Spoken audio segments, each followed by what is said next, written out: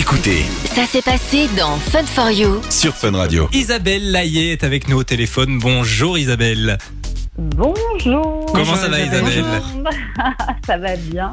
À 300 km de vous, mais Ah bah oui. connecté. Alors Isabelle, tu es autrice, tu es journaliste culture sur France Info, tu es conférencière, podcasteuse, coach et artiste. Et il y a un an tout pile, parce que j'ai vu sur ton compte Instagram qu'il avait fêté son anniversaire, tu sortais le livre « Je deviens l'artiste de ma vie » aux éditions Erol. La première question qui me vient en tête Isabelle, c'est quoi finalement être l'artiste de sa vie? Ah là, c'est l'artiste de sa vie, c'est vraiment mon rêve absolu, c'est d'être la personne que j'ai envie d'être.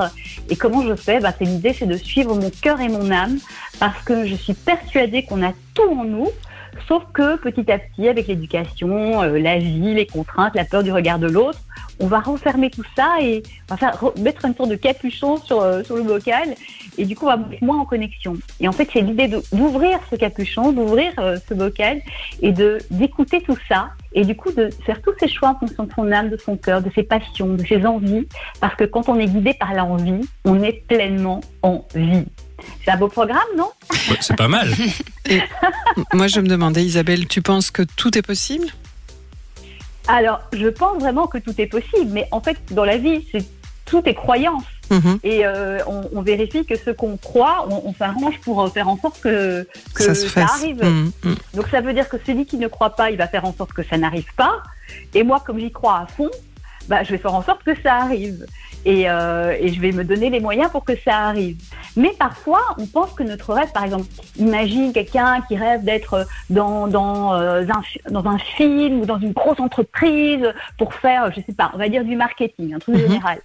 Et en fait, son rêve, c'est de faire du marketing. Peut-être qu'il faut déplacer le rêve et que ce sera dans une plus petite boîte ou dans différemment.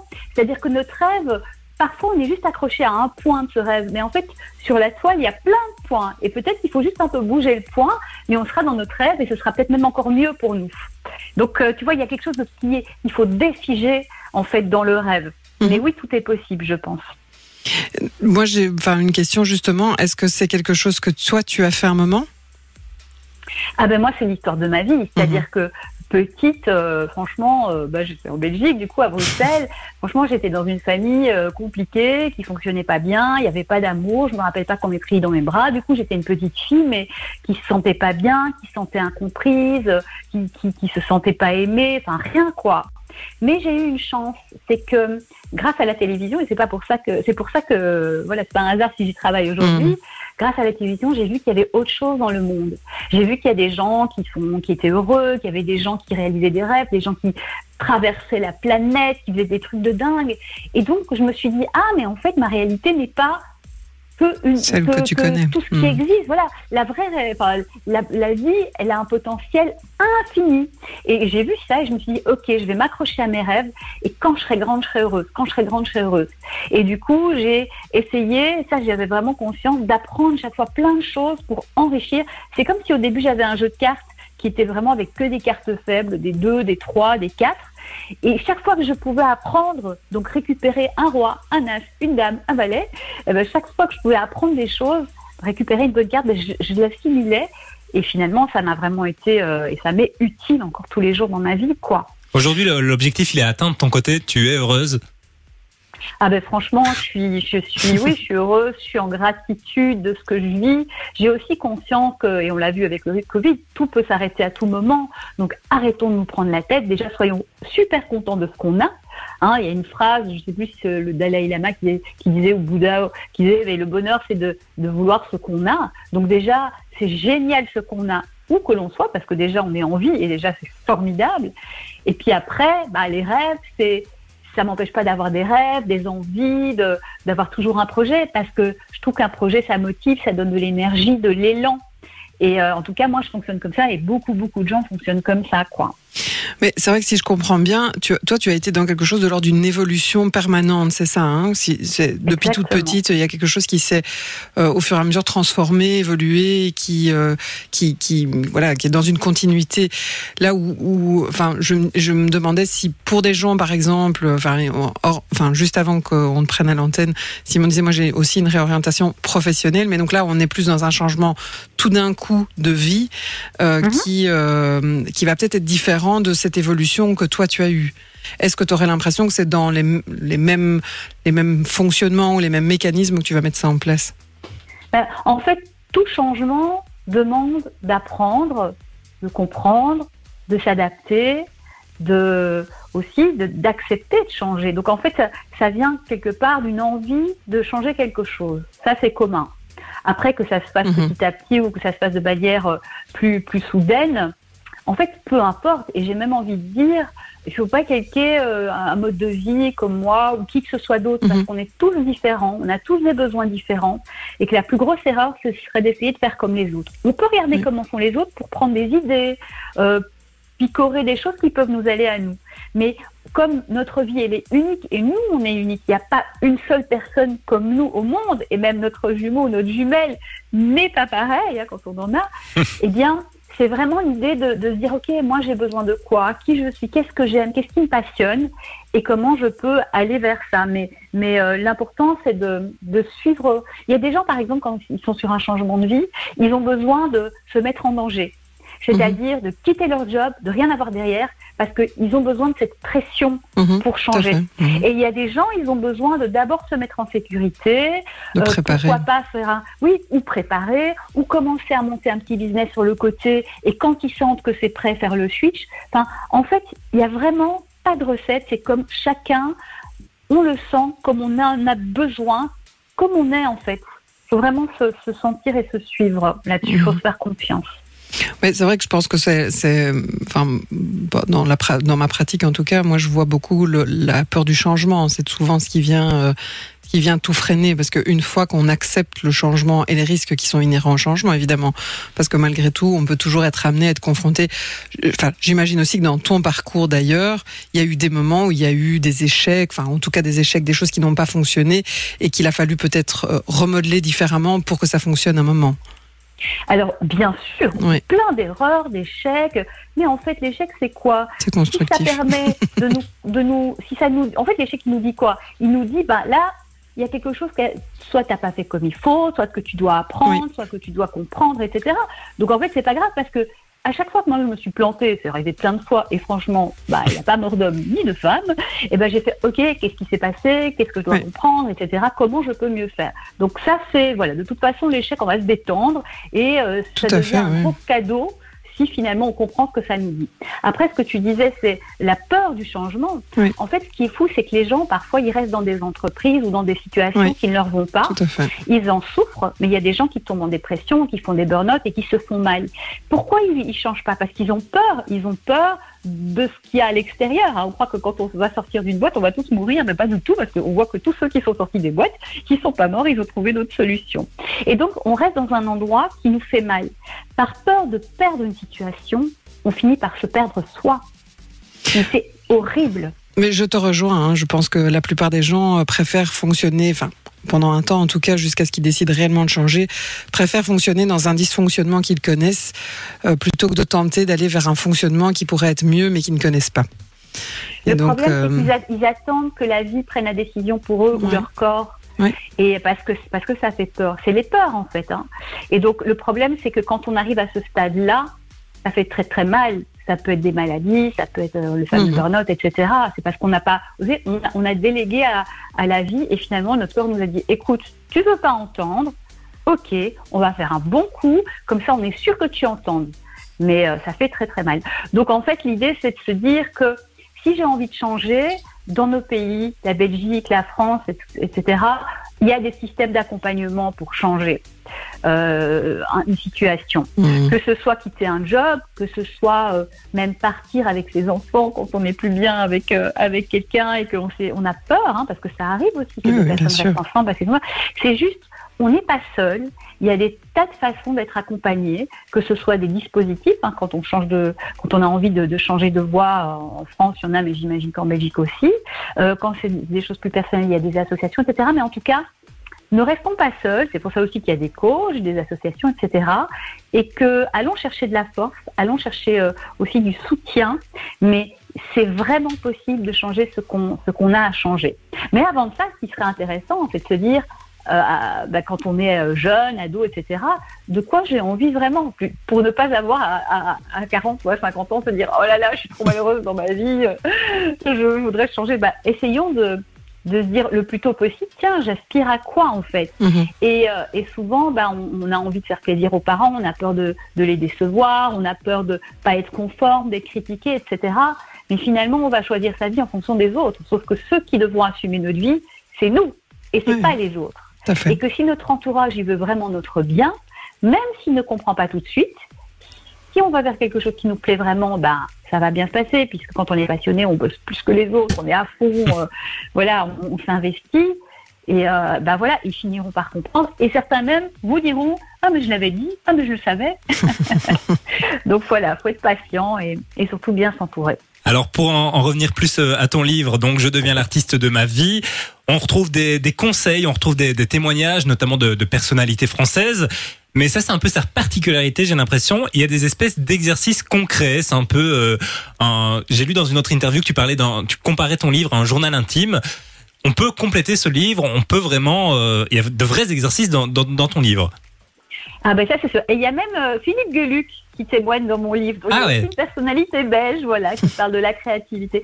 En fait, le truc c'est que je voulais vraiment... Alors, j'adore les livres de développement personnel. Moi, franchement, sincèrement, ils ont changé ma vie. Mais en fait, à l'époque, j'en ai lu vraiment énormément. Mais il n'y avait pas d'exercice. Ou vraiment quasiment jamais. Donc ce que je faisais, moi je suis très pédagogue, j'adore inventer même dans ma pratique de coaching des exercices vraiment dédiés aux personnes, j'adore faire ça. Et du coup à l'époque, je m'inventais mes exercices sur base des livres que j'avais lus, etc. Parce que j'avais compris que c'est bien de lire un livre, mais on peut lire le meilleur livre de développement personnel du monde. Au bout d'un mois ou deux ou trois, on a oublié, c'est normal, la vie reprend ses droits. Et du coup, c'est pour ça que je voulais vraiment qu'il y ait des exercices, parce que quand on les fait dans sa vie, on les implémente, on les expérimente, eh bien, on les vit dans son corps, et puis ça a des répercussions, ça change les choses petit à petit, et donc on voit que ça marche. Du coup, ça donne envie de continuer, et donc on continue, et du coup, ça marche encore plus, et du coup, on continue. Donc, c'est hyper positif, en fait, et puis c'est surtout des exercices qui sont accessibles à tous, très simples. Enfin, franchement, moi, j'adore la simplicité. Le livre, il est écrit d'une manière comme je parle. On m'a dit, j'ai l'impression que c'est ma meilleure copine qui me parle. Je me moque de moi parfois, on se marre, et puis il y a des fois, je dis, attention, là, remontage de bretelles, attention à ça, les amis, ne perdez pas votre temps. Voilà. Mais c'est vraiment, l'idée, c'est de faire tout ça dans la joie, le plaisir, de déculpabiliser, peu importe où on est aujourd'hui, ici et maintenant, tout va bien. C'est notre base, ok, pas de souci, voilà. Qu'est-ce qu'on fait de ça, parce qu'il y a des gens, ils se plaignent, ils se fustillent, genre j'aurais dû ceci. On s'en fout les j'aurais dû. On part d'ici et maintenant, c'est notre point A, et c'est super. On est en vie, déjà c'est énorme. Et puis petit à petit, on va changer les choses. Et dans la joie, parce que l'idée c'est de faire ça pour être heureux. Si on fait ça et on se fait du mal, il y a des gens qui se tuent à la tâche à essayer de réaliser leurs rêves, mais ils n'ont pas le temps de profiter, d'être heureux, de partager avec les autres. Donc toute leur vie, ils ont enchaîné sur les rêves, mais ils n'en ont pas profité, c'est dommage. Donc il vaut mieux aller un petit peu moins vite, mais kiffer, profiter et avancer dans la joie, la bonne humeur, le plaisir, le partage. Du lundi au jeudi, de 19h à 20h, c'est Fun for You sur Fun Radio. Isabelle, tu es encore là, Oui, absolument. Je vois ces paroles. Isabelle, alors on rappelle, tu as écrit le livre Je deviens l'artiste de ma vie aux éditions Erol, un livre, je le disais tout à l'heure, qui a fêté son premier anniversaire. Je ne sais pas si ça se dit, mais bon anniversaire à ton livre. Mais merci, je lui transmets, il est près de moi. Donc un livre de développement personnel qui fait du bien, qui booste. De ce que j'ai compris de toi déjà, c'est une personne de très positif, puisqu'il faut savoir que tout à l'heure, pour la petite anecdote, j'ai essayé de t'appeler et je suis tombé sur ton répondeur. Et ton répondeur, si je ne me trompe pas, c'est si tu as un message positif, dis-le moi, sinon on raccroche, un truc du genre. J'ai trouvé ça assez marrant. C'est ça. Et parfois j'entends et du coup je fais bon, ben c'est cool, j'ai échappé à ça, tant mieux. Mais c'est vrai que je m'attendais pas à ça. Ça donne le smile, c'est très positif, un peu comme toute ta démarche finalement. Et donc bon voilà, on rappelle que ce livre, c'est du développement personnel qui se fait poser des questions par rapport à la concrétisation de ses rêves, hein, puisqu'on rappelle, toi tu as réalisé tes rêves. Aujourd'hui tu es journaliste culture sur France Info. Et dans ton livre, tu évoques 12 clés pour finalement devenir l'artiste de sa vie. C'est quoi pour toi les clés les plus importantes ? Alors en fait, elles sont toutes importantes, mais on va dire le problème récurrent que je vois, c'est le chapitre numéro 6, la clé numéro 6, c'est poser des limites. C'est-à-dire qu'en fait, on n'ose pas dire non, on n'ose pas dire ce qu'on veut. L'exemple du répondeur est parfait. Je dis bonjour, merci de noter que ce répondeur ne prend que des messages positifs. Je donne mon mode d'emploi en fait. Ouais. Moi, c'est clair. Pour moi, petite, c'était la loose, c'était la galère. C'est bon, j'ai payé. Maintenant, je veux juste être positive, que ça se passe bien. Après, quand un problème arrive, je ne fais pas l'autruche. Je suis en face, je me dis, ok, c'est quoi le truc ? Comment je peux traiter ça sans tomber dans un truc trop émotionnel qui va me faire perdre pied et où je vais encore moins bien réagir ? Et je fais avec ce qu'il y a. Donc, les limites, c'est vraiment quelque chose où finalement, on choisit parfois sa vie en fonction des autres parce qu'on n'a pas osé dire non, ou parfois quand notre boss nous charge la mule et nous recharge la mule et qu'on n'ose pas dire non parce que c'est notre boss, à un moment on va et à un moment on peut aussi tomber en burn-out comme ça, ou en tout cas se faire mal, quoi. Et j'explique même dans mon livre comment dire non en disant oui. Par exemple, sur le cas du boss qui nous charge la mule, le boss nous dit tiens, il faut que tu traites ce dossier, c'est urgent. Tu fais oui, avec plaisir. Alors là, tu sais que je suis vraiment overbookée. Quel dossier tu veux que je mette de côté pour me laisser le temps de... Mais vraiment avec plaisir, je traite ton dossier, tu vois. Donc, mais ça, c'est vrai que c'est quelque chose qui est difficile de savoir. Alors, dire. Moi, je ris depuis tout à l'heure parce qu'il faut savoir que Simon a un petit problème avec le fait de mettre ses limites. Donc, j'essaye désespérément de lui apprendre à dire non, mais ça n'est pas encore gagné. Oui, c'est ça. Après, il faut, tu le sais bien, hein, Pénélope, pour que les gens changent, il faut qu'ils aient envie de changer, qu'ils considèrent qu'il y a quelque chose qui est problématique chez eux et qu'ils auraient vraiment bien intérêt à changer ça. Tant que Simon n'aura pas joué tout ça. Mais je pense aussi que, pour moi, celui qui est lié aux limites, dans les clés que tu mets, je pense que c'est les croyances. Tu parles des croyances, des différentes croyances, et je pense que les croyances de ce qui pourrait arriver, de la fin du monde qui va arriver si on met une limite, elle est quand même extrêmement présente chez les gens. C'est si je dis non, il va se passer ça. En général, on se rend compte que quand on dit non, il se passe finalement pas grand-chose d'autre que juste on ne te le demande pas. Mais je pense que les gens doivent oser aller tester une fois pour se rendre compte que finalement, quand on met une limite, non seulement on est mieux, mais l'autre n'est pas aussi dramatiquement atteint qu'on le pense. Mais tout à fait. Et puis oui, c'est ça, quand on dit non, on a peur qu'on nous aime plus, exactement, qu'on n'est pas sympa et compagnie. Mais quand on explique, écoute, non, là, tu vois, c'est pas possible, je fais ça, mais finalement, effectivement, les gens, ils peuvent comprendre. Et puis aussi, comme tu le dis, en filigrane, c'est que quand on ne dit pas non, on ne se respecte pas. Donc on montre aux autres la voie, tiens, en fait, je suis quelqu'un que tu peux ne pas respecter, il n'y a pas de souci, vas-y. Oui, tout à fait. Plaise.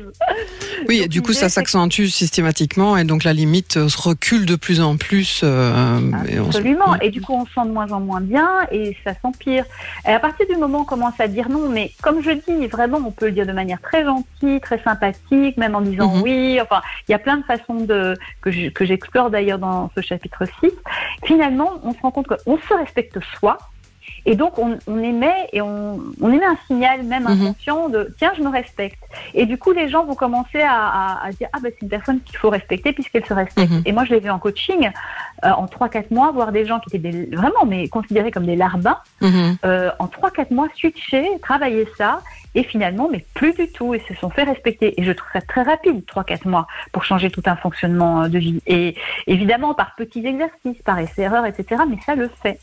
Donc voilà, les limites, c'est quelque chose de très important. Le regard de l'autre aussi. Il y a beaucoup de choses qu'on fait parce qu'on a peur d'être jugé. Mais comme je disais, on a peur d'être jugé par des gens, on ne sait même pas qui c'est parfois. Et c'est comme ça qu'on va aller dans une vie qui ne nous va pas parce que peut-être que des gens qu'on ne sait pas qui c'est vont nous juger. Donc c'est quand même catastrophique. Et c'est aussi de se dire que l'autre, son regard... oui, il peut critiquer, etc. Mais déjà, les gens, ils ont autre chose à faire que passer leur vie à nous critiquer, à nous analyser sous toutes les coutures. Et voilà. Et que ce regard de l'autre, il peut aussi être positif. Ouais. C'est-à-dire que l'autre n'est pas que quelqu'un qui nous critique. L'autre peut être quelqu'un qui nous soutient, qui nous encourage, qui nous dit « Ah, mais c'est vachement bien ce que tu as fait ». C'est aussi quelqu'un qui peut nous aider à réfléchir en disant « Tiens, ça, t'es sûr ». Voilà.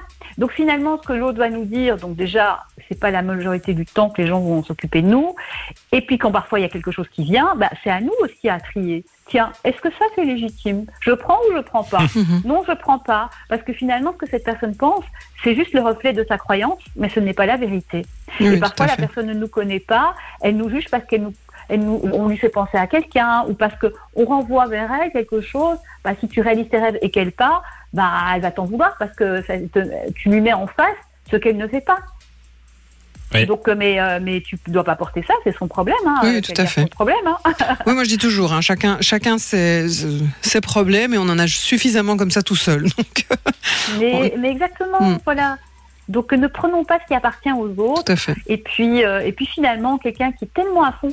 Moi aussi, alors quand je suis arrivée en France, moi, vous l'avez dit au début, je fais plein de choses et tout. Et quand je suis arrivée en France, j'ai un ami qui est super, qui s'appelle Julien, qui fait plein de choses. Et il m'a dit, moi, j'arrive pas à faire plein de choses parce qu'ici en France, on n'a pas le droit. J'ai dit, ah bon ? Et en fait, ça faisait déjà un certain temps que j'étais en France. Je fais, alors ça, c'est dingue parce que moi, c'est tellement évident que j'ai le droit de faire ce que je veux de ma vie parce que c'est ma vie et que personne n'a rien à me dire sur ma vie parce que c'est juste ma vie. Je dis, c'est bizarre parce que personne m'a jamais rien dit. Alors, ils l'ont peut-être pensé, on l'a peut-être dit derrière mon dos, mais moi, on me l'a jamais dit et que quelqu'un vienne me le dire. Tiens, il sera pas très bien reçu, je pense, toute positive que je suis. Et qu'est-ce qu'il voulait dire par on peut pas faire plein de choses ? Et parce que il me disait, lui, il chante, il est animateur. Et c'est mal vu dans ce sens-là. Et dans sa tête, il m'a dit, c'est mal vu, j'ai pas le droit, donc je ne peux être qu'un truc. Et du coup, j'ai fait, écoute, ça c'est ta croyance, mais tu perpétues ta croyance et tu transmets cette idée aux personnes en face qui donc vont te la renvoyer puisque tu la leur transmets en filigrane. Et du coup, je lui ai dit, t'es une seule chose. Puisque tu ne veux être qu'une seule chose, tu es une seule chose. Il me fait, ah bon, je suis quoi ? Tu es slasher. Et là, il prend 2 secondes, il me fait, ah ouais, j'aime bien. Ok, je suis un truc, je suis slasher. Et derrière, après, il s'est appelé Julien le slasher sur YouTube, il a fait plein de trucs slash. Et depuis, il s'autorise, quoi. Mais c'est fou, et c'est des croyances. Et depuis, on ne lui dit plus rien. Parce qu'il l'assume, il l'accepte et il est en joie d'accepter qui il est. Et quand tu acceptes toi-même qui tu es, les gens suivent. Oui, c'est le principe de ce qu'on appelle la prophétie qui s'autoréalise en psy. Exactement. Exactement. Ce que tu penses va se réaliser. Ou de ce que les autres pensent, tu vas finir par correspondre au modèle qu'ils ont eux dans leur tête de ce que toi tu vas devenir. Oui, mais parce que eux ils pensent peut-être ça aussi parce que tu as envoyé des signaux. Oui, mais c'est parce qu'on a vu ça même chez des tout petits enfants. En fait, quand il y a 2 enfants, on dit qu'il y en a par exemple un qui est un peu foufou et l'autre qui est très sage. Et en général, avec le temps, ils se conforment à cette vision que la famille peut avoir. Donc, ça peut être conditionné très jeune. Absolument. Après, je suis d'accord avec toi sur le fait que c'est pas parce qu'un jour on t'a dit qu'il fallait faire du bleu que tu peux pas décider un jour de faire du vert. Mais voilà. Exactement. Et du rouge et du orange et de toutes les couleurs et de l'arc-en-ciel. C'est parce que moi j'aime bien le vert. Notre vie. Alors on est dit sur le WhatsApp des petites réactions qui arrivent. Après un burn-out, j'ai décidé de me réorienter. Je bossais dans une grosse boîte de management. Aujourd'hui, je suis enseignante et très heureuse. Donc voilà, il y a pas que ton témoignage qui résonne finalement. Son prénom c'est Lisa. Lisa, bravo Lisa, c'est génial. Et on nous dit aussi, j'ai participé plusieurs fois à Fun Wants You, je n'ai jamais été retenu et ça me décourage. Parfois, j'ai envie d'abandonner. Alors, pour t'expliquer un peu, Isabelle, Fun Wants You, c'est un concours, un casting qu'on organise ici tous les ans chez Fun Radio pour devenir le prochain animateur radio. Et donc voilà, tu en es la preuve vivante. Dans les médias, c'est pas toujours évident de se faire une place. Oui, mais alors ma réponse à ça, c'est ok, tu veux être quoi ? Ton but, c'est d'être animateur. Tu peux le faire, il n'y a pas que... Alors, Fun, c'est super, mais après, il n'y a pas que Fun, en fait. Non, mais c'est ça, c'est quoi ton rêve ? C'est d'être sur Fun et peut-être qu'en devenant animateur ailleurs, en lançant ta propre émission sur YouTube, en podcast, sur ce que tu veux, en fait, te laisse arrêter par personne. Fais ton truc et si ça se trouve, Fun viendra te chercher quand ça c'est sûr. Donc voilà, ne vous laissez arrêter par personne et trouver un moyen. Si ça n'entre pas par une porte, ça entrera par une autre ou par une fenêtre ou par un trou de serrure. Et s'il n'y a pas de trou de serrure, tu fais un trou toi-même dans le mur. Ça c'est très très bien dit. Isabelle, avant de te laisser, c'est quoi tes futurs projets ? Alors, moi j'ai toujours plein de projets, donc ça m'étonne pas. Déjà, je continue les interviews et les chroniques culture sur France Info, la chaîne télé, qui est une chaîne du groupe Télévision. J'ai continué la conférence qui s'appelle La magie de croire en ses rêves, qui va avec le livre. Moi, je suis artiste, mais là, je fais mes tournées plutôt avec les conférences et le livre. Okay. Et pour aller justement transmettre cette idée-là. Je serai d'ailleurs à Namur le 17 avril. Avec une association qui réunit plein de gens et voilà pour faire cette conférence. D'accord. Et j'en suis ravie, mais je fais ça dans toute la France et un petit peu partout où on m'appelle. Donc l'idée c'est vraiment d'expliquer en quoi c'est essentiel de réaliser des rêves, comment ça se fait que les gens ne réalisent pas leurs rêves, et une majorité de gens, et puis comment on fait, le secret des gens qui réalisent leurs rêves, etc. Et puis aussi j'ai monté une association qui s'appelle Artistes de la vie, parce que justement l'idée c'est de pouvoir aider les personnes, et je fais des coachings même en digital, en Zoom, donc c'est ouvert à tout le monde, toute la francophonie, et du coup c'est des petites sessions, des ateliers où justement, on en a fait encore un hier soir, où on accompagne, on débloque et on donne plein d'axes et tout ça. Donc c'est vraiment génial. Pour le 17 avril à Namur, c'est le réseau Taura, Taura. Ah oui. N'hésitez pas à regarder sur leur site. On rappelle ton livre « Je deviens l'artiste de ma vie » aux éditions Erol. Tu as un site internet, j'ai vu tout à l'heure. On peut aussi te retrouver sur tes réseaux sociaux ? Je suis partout, je réponds à tout le monde, j'interagis. Si c'est positif. Si c'est positif, c'est vrai. Et j'ajoute aussi chaque semaine, je mets des contenus positifs, des contenus aussi inspirants tous les dimanches, la pensée du dimanche qui nourrit, qui donne des clés de vie, qui apaise beaucoup. Et voilà, et ça, j'ai beaucoup de retours là-dessus, donc ça me fait très plaisir. Eh ben, oui, le site c'est Isabelle Layer en un mot avec layer.com pour préciser. Voilà. C'est vrai, Pénélope. Parce que si on ne sait pas comment ça s'écrit, alors Layer, on pourrait l'écrire de différentes manières, donc autant le dire. Absolument. Isabelle, merci beaucoup d'avoir été avec nous sur Fun Radio. Merci à tous les deux, et puis j'embrasse tous les auditeurs. Croyez en vos rêves. C'est possible, il y a toujours un moyen. Voilà, le jeu, c'est de le trouver, mais c'est possible. En tout cas, continue à bien suivre les tiens et merci beaucoup pour ton passage ici. Merci à vous, merci beaucoup. Et une très bonne soirée. Bonne soirée. Du lundi au jeudi, 19h, 20h. C'est Fun for You avec Barthénamut sur Fun Radio.